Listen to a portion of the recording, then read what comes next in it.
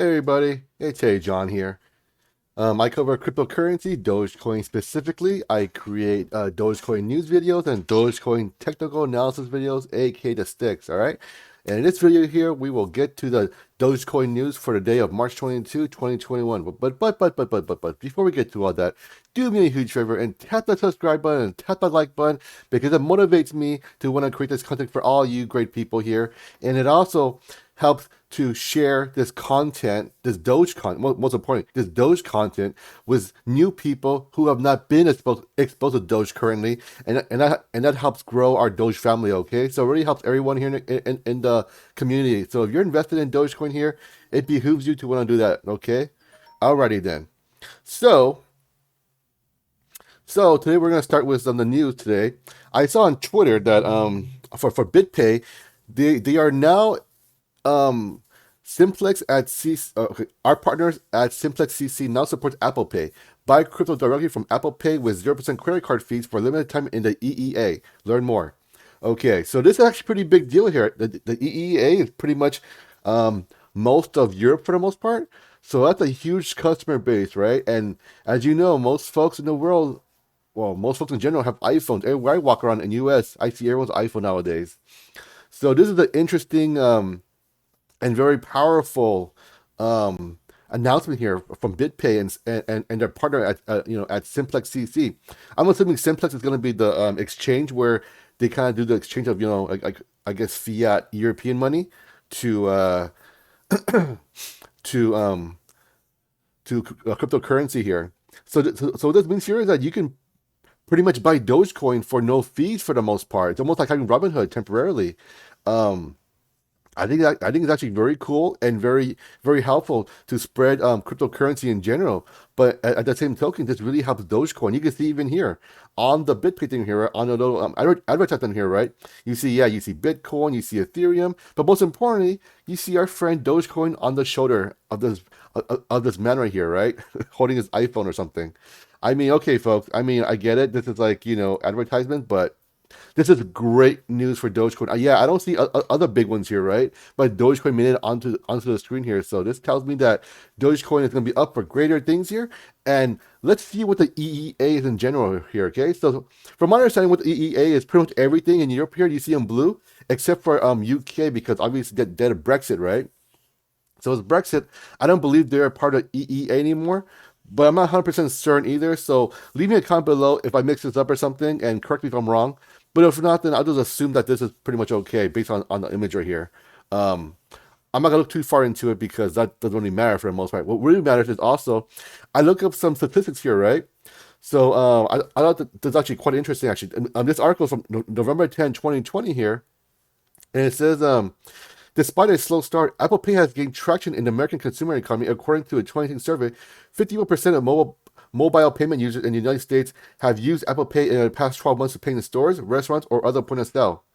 According to a November 2018 survey of Apple Pay users in the United States, 22% of respondents said that they used Apple Pay 2 to 3 times per week, with over a quarter of respondents using Apple Pay on a daily basis. So this tells me that obviously with the whole we had the shutdowns, all that kind of jazz here, money is a little more taboo now. So this kind of, in my opinion, here kind of boosts the the use case of Dogecoin and cryptocurrency in the blockchain in general, right? Because everything's kind of wireless. You want to use NFC technology. NFC is kind of near field communication. So that's kind of how you get this wireless, tapless credit cards, and tapless phones to tap to these like terminals you see at the stores, at the retail stores where you're buying stuff here. So this is actually quite interesting here. So another key thing to note here also is that where is it? Also, 35% of online merchants worldwide accepted Apple Pay, ranking second after PayPal and outranking Visa checkout. I mean, Visa was and Mastercard is for the most part the golden standard when it comes to credit card transactions right here, right? But here you are seeing Apple Pay, this new I would say new dog in town here, or new fruit in town here, right? I mean, it's actually quite interesting to see that it's kind of taking over worldwide compared to Visa, right? I mean, back then it was you always see everywhere you go, Visa accepted here, Mastercard accepted here. Now you see Apple Pay everywhere now, and obviously, I think the reason why Apple Pay is so popular is because, well, obviously the iPhone, right? I won't say everyone, but a large amount of people have the iPhone, right? So it's like it's almost like a household name. It's pretty much like this culture now where everyone just has one. I mean, Google has Android too, but between the two, I would say Apple is like actually more popular. So at least in my opinion here, because I don't know any Apple users that actually transitions to Android, but I do know a bunch of Android users who got sick of their Android phones and went with Apple though, and obviously all these features that Apple built in, into the library of apps and all this kind of and services and functions that it just gonna further grow it, and you get more users that way. So, uh, interesting, interesting to note here is that let's see. In 2022, research estimates that NFC, near field communications, or other contactless technology payments will be accessed by almost a third of U.S. smartphone users, up from 25.3% at 2018. And at the end of the first half of 2018, there was a total of 440 million contactless payment users worldwide. Worldwide here. So obviously, U.S. is everything here, but the thing is worldwide right here, right? And by the end of 2020, this number is forecasted to reach to a new total of 760 million users. I think we have about like 7 billion people on the planet here. So this is like maybe like what, I don't know, 10%. I could be wrong. Maybe it's 8 billion. I'm not too sure. 7 or 8 billion. But regardless, though, that's for an estimate and easy number. That's about 10% of the world uses Apple Pay. And think of this whole BitPay and Simplex thing here, right? If you're in the EEA here, you are now exposed to like Dogecoin and cryptocurrency, and you can buy it easily and no fees and everything, and so fast, right? It's like okay, get this app, tap it real quick, boom, boom, boom, boom, done, right? You gotta do is making Binance accounts, Kraken accounts, it'll probably link to your bank account. You can buy it directly, and there's no fees. It's just oh my lord. I mean, Apple should get into the finance trading game, dude. I mean honestly, that's an idea out there. I mean, if they have 10% of the world using Apple Pay, imagine them just, kind of like PayPal, right? Where they start accepting, Bitcoin, right? Imagine Apple Pay just starts accepting Bitcoin or Dogecoin, even if they don't give you the wallet, just only hold it, kind of like Robinhood, right? Where they kind of store your keys for you. I mean, that'd be huge for a crypto market. I mean, if that happens, that's literally taking crypto's mainstream and it's solidified, if that happens. Because when Apple comes out, yeah, they aren't always the most technology forward company, but when they bring it out, that means it's set in stone, dude. It's not going anywhere. I mean, usually Google Android phones, for the most part, they can have the more bleeding edge technology, but it's not always well adopted because it's so bleeding edge. No one knows about it. So when Apple brings it out, it's like a done deal. It's like okay, this is a new standard. People get used to it. So another important figure here I found quite interesting is number of Apple Pay users worldwide, 507 million, right? Apple Pay reach among global iPhone user base, 48%. So basically I'll just run up. So basically one out of two users who has iPhone, right? They use Apple Pay, right? About once a week, 3%. Um, let's see, share of US users who use Apple Pay at every chance they get, 18.3%. Share of US users who rate these Apple Pay the same as swiping a credit card checkout. I mean, yeah. I mean, 67.8%. Share of US Apple Pay users who are very satisfied with the service, 49%.